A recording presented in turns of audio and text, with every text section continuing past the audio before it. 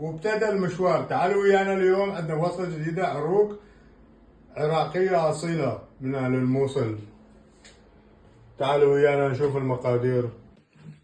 للعروق نحتاج برغل ناعم حسب الرغبة، حسب الكمية اللي تريدون تسووها. أنا حضرت 4 أكواب برغل ناعم و8 أكواب جريش. 8 أكواب جريش راح ناخذهم وننقعهم بالماء.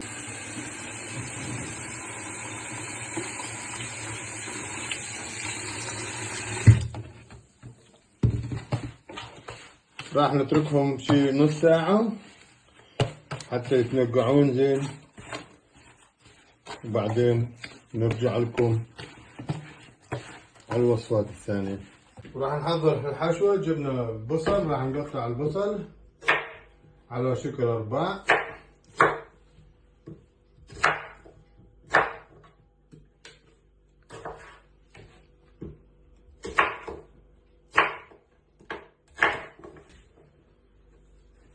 راح نجيب المكسر كل البصل مالتنا.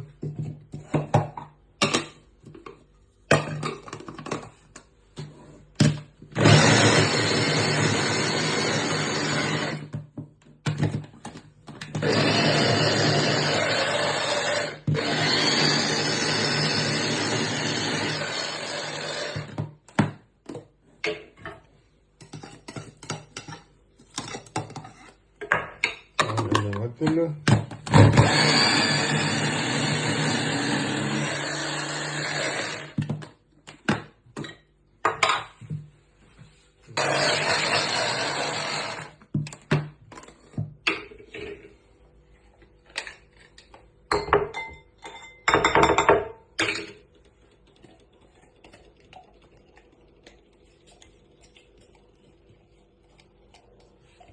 راح نحتاج على هالقوام هذا. راح نصفيه من المي. راح نحضر الحشوة الثانية. عندي لحم مفروم ودهن. راح نخلي ملح، فلفل اسود، وبهارات، كل شيء حسب الرغبة. راح نخلطهم شوية حتى تتوزع البهارات على اللحم.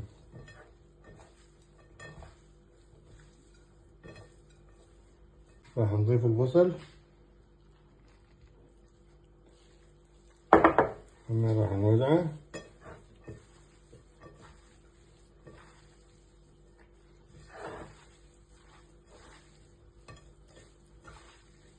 ورا ما نكمل راح نبلش نسوي عروق. وصفة سهلة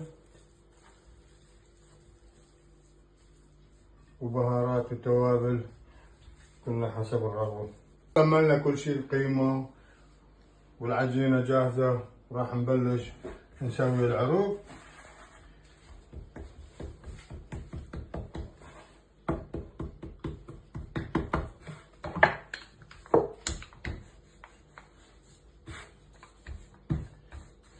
الحجم حسب الرغبة، كل شيء حسب الرغبة.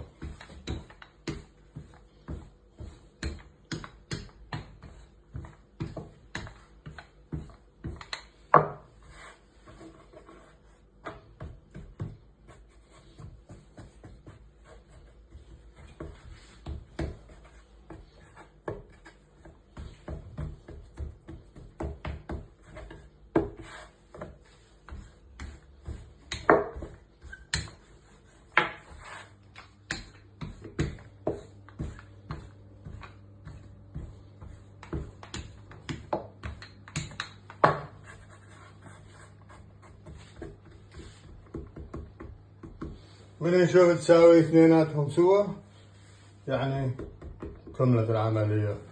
راح نحشي. أول شي راح نبدي من النص، وراح نترك شي سنتيم من الحوافي.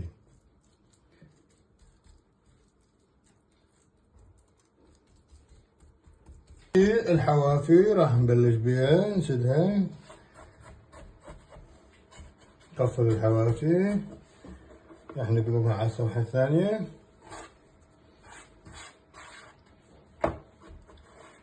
خماكين،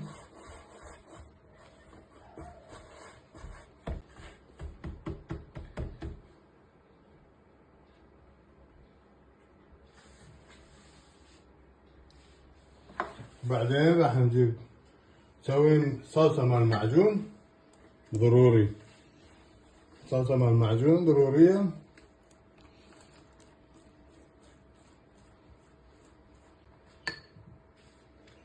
من تشوفوها بالفرن تخليها او بالتنور، حرامات ما عندي تنور، كان سويناها بالتنور، بس ان شاء الله على الجاية راح نشتري تنور ونسوي العروق بالتنور، بس احنا راح نخليها بالاوفن. فمن خلينا صلصة المعجون راح تنطيها نكهة وتتحمص زايد، من اللي تشوفها تتحمص اويلي عليها. هسه راح نخليها ويا صاحبتها، نخليها بالاوفن ونرجع لكم. سوا ويانا العروق ما شاء الله، شوف على المنظر، وجه وظهر. وهسه اجت راح نجربها ونشوف طعمها. يا الله.